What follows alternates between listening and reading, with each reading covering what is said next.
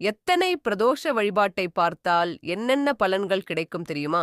சிவபெருமானுக்கு நடைபெறும் பிரதோஷ வழிபாட்டை தரிசித்தால் நாம் செய்த பாவங்கள் நீங்கி பல்வேறு பலன்களை பெறலாம்.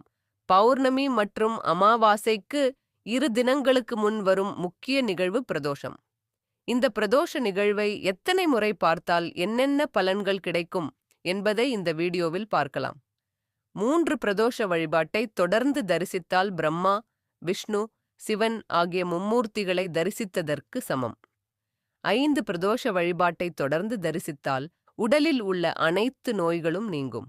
7 பிரதோஷ வழிபாட்டை தொடர்ந்து தரிசித்தால் திருமணம் ஆகாதவர்களுக்கு விரைவில் திருமணம் நடைபெறும். 11 பிரதோஷ வழிபாட்டை தொடர்ந்து தரிசித்தால் உடலும் மனமும் வலிமை பெற்று புதுத்தெம்பு கூடும்.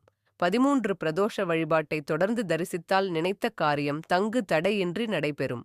21 பிரதோஷ வழிபாட்டை தொடர்ந்து தரிசித்தால் விரைவில் புத்திர பாக்கியம் கிடைக்கும். 33 பிரதோஷ வழிபாட்டை தொடர்ந்து தரிசித்தால் சிவன் கோயிலுக்கு கும்பாபிஷேகம் செய்த புண்ணியம் கிடைக்கும். 77 பிரதோஷ வழிபாடுகளை தொடர்ந்து தரிசித்தால் ஒரு ருத்ர யாகம் செய்த பலன் கிடைக்கும். 108 பிரதோஷ வழிபாடுகளை தொடர்ந்து தரிசித்தால் ஒரு தேவேந்திர பூஜை நடத்தியதற்கு சமமாகும்.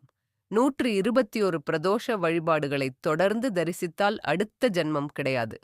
1008 பிரதோஷ வழிபாடுகளை தொடர்ந்து தரிசித்தால் ஒரு அசுவமேத யாகம் நடத்தியதற்கு சமம்.